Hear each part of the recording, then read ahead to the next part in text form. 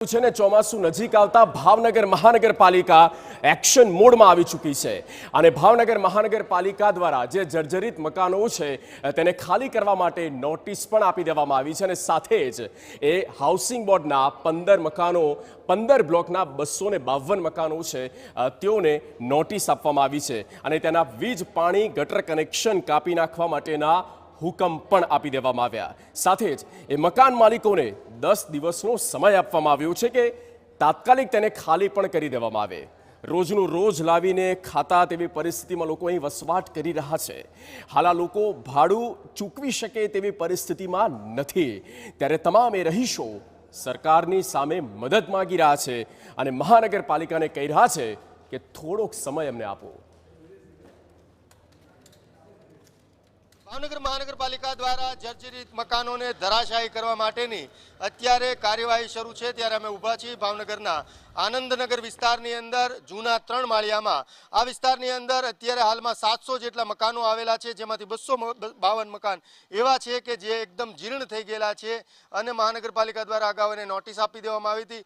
પરંતુ સૌથી મોટી સમસ્યા એ છે કે અહીંયા રહેનારા માણસોની પરિસ્થિતિ ભારે આર્થિક રીતે ખરાબ હોવાને લઈને આ મકાનોને રિપેર પણ નથી કરાવી શકે એમ, જ્યારે મહાનગરપાલિકા દ્વારા આ લોકોને 10 દિવસની અંદર મકાન ખાલી કરી નાખવા માટે લાસ્ટ નોટિસ આપવામાં આવી છે, નહીતર વીજ કનેક્શન, પાણી કનેક્શન અને ડ્રેનેજ કનેક્શન કાપી નાખવામાં આવશે। ત્યારે અમારી સાથે જ આજ જે મકાન ધારકો છે તે જોડાયા છે, સીધી તેમની સાથે વાત કરશું। શું છે સમસ્યા મુખ્ય અને આનો ઉપાય શું આપના મતે? આનો ઉપાય એક જ છે કે અત્યારે જે લોકો અહીંયા રહે છે એ બધા સાવ નબળી પરિસ્થિતિવાળા છે કે જે બહાર ક્યાંય રહેવા જઈ શકે એવી કન્ડિશનમાં નથી। તો જો સરકાર આની માટે કાંઈ વિચારે, અમને સમય થોડો વધારે આપે કે ગમે એમ કરીને સગવડતા કરીને બધા રિપેર કરાવે। 252 મકાનો છે, તેમાંથી કોઈ બહાર ભાડે રહેવા જઈ શકે એમ છે અને રિપેરિંગ માટે પૈસા આપી શકે એમ છે, શું ઉપાય થઈ શકે? એનો ઉપાય એક જ છે કે અત્યારે સરકારને થોડીક મદદરૂપ થવું જોઈએ।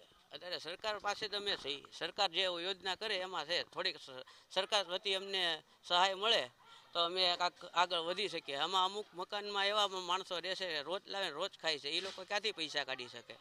એ નળ ગટર કાપી નાખે તો પાણી ક્યાંથી આવે?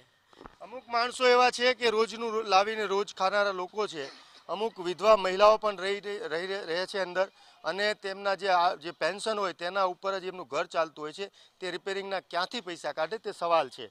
શું કહેશો બેન, અત્યારની મકાન તમારું ખાલી થઈ જાય તેવી પરિસ્થિતિ સર્જાણી છે? હવે અત્યારે અમારું મકાન તો પાડવા માટે એ લોકો આવ્યા છે, પણ અમે એને એવી રીતે એમ કીધું કે અમે પાડી અત્યારે કેમ બોલું કરી શકીએ, એટલે અમે એમ કીધું કે અમને વ્યવસ્થા કરી આપો કાંઈક। તો અમને વ્યવસ્થા કરવાનું કીધું તો એ લોકો એમ કીધું કે નહીં, નળ ગટર તો કાપી જ જશું કાલે। તો અમે એને રિક્વેસ્ટ કરી કે અમને 10 દિવસ આપો તમે। તો એ કે પહેલાં અમે મહિનાની રિક્વેસ્ટ કરી હતી કે મહિનો ન આપીએ, માંડ 10 દિવસ અમને આપ્યા અને 10 દિવસ પછી કે અમે નળ ગટર કાપી નાખશું અને તમારી રીતે તમે ઓલી સગવડતા કરો। અમે સગવડતામાં કોઈ પહોંચી શકે એવું છે એ નહીં, અમે તો સાધારણ માણસો છીએ અને સાધારણ માણસો બધા એકસાથે કઈ રીતે જાય? અમે ક્યાં જઈએ આટલા બધા માણસો? તમારી અત્યારે આર્થિક પરિસ્થિતિ એવી છે કે રિપેર કરાવી શકાય મકાનો નથી અમારે આગળ અત્યારે સાહેબ અમે તો પેન્શનની અંદર પૂરું કરવાનું હોય અને ખાલી કરવાનું કે તો અમે ક્યાં જઈએ? અત્યારે કે મકાને ભાડે ન મળે અમને, એટલે અત્યારે તો અમને એમ કે થોડીક લંબાવી દે મુદત, એટલે અમે રિપેરિંગ કરાવીને રહી શકીએ। આ સમગ્ર જે વાત છે, સમસ્યા છે, તેને લઈને તમે કોઈ અધિકારીઓ, તમારા સ્થાનિક કોર્પોરેટર કોઈને મળ્યા છો આનો રસ્તો કાઢવા માટે? હા, અમારા કોર્પોરેટર આનંદનગર વિસ્તારના ભરતભાઈ બુધેલિયા છે, એણે આવી અને બધાને ખૂબ જ સાંત્વના આપી છે કે તમે લોકો પહેલાં વ્યવસ્થા કરી અને રિપેરિંગ કામનું ચાલુ કરાવી દો, કે રિપેરિંગ કામ ચાલુ થઈ ગયું છે તો અમે ઉપર લેવલે કહી શકશું કે આ લોકો રહી શકે એવી વ્યવસ્થા એ કરે છે, તો એ લોકોને ખાલી ન કરાવો। આ હતા આનંદનગર વિસ્તારના જૂના 3 માળિયામાં રહેતા લોકો। તેમાં અમુક લોકોની પરિસ્થિતિ એવી છે કે રિપેર કરાવી શકે એમ છે, જ્યારે અમુક લોકો માંડ પોતાનું ઘર ચલાવે છે તો રિપેરિંગ ક્યાંથી કરાવે? 252 લોકો મકાનના માલિકો છે, જેમની પરિસ્થિતિ ભાડે પણ મકાન મળી રહ્યા નથી, અમુક લોકોને ભાડું ચૂકવાય તેવી વ્યવસ્થા નથી। ત્યારે મહાનગરપાલિકા અને ખાસ કરીને રાજ્ય સરકાર એવો કોઈ વચલો રસ્તો કાઢે કે જેનાથી રિપેર પણ થઈ જાય, આ લોકો રહી પણ શકે અને સરકારને પણ નુકસાન ન થાય અને કોઈ અકસ્માત પણ ન થાય, તે બહુ જરૂરી છે। તે તો રાજ્ય સરકાર અને મહાનગરપાલિકાના શાસકો અને અધિકારીઓ આ દિશામાં વિચારે તે બહુ જરૂરી છે। અજીત ગઢવી, TV9 ભાવનગર।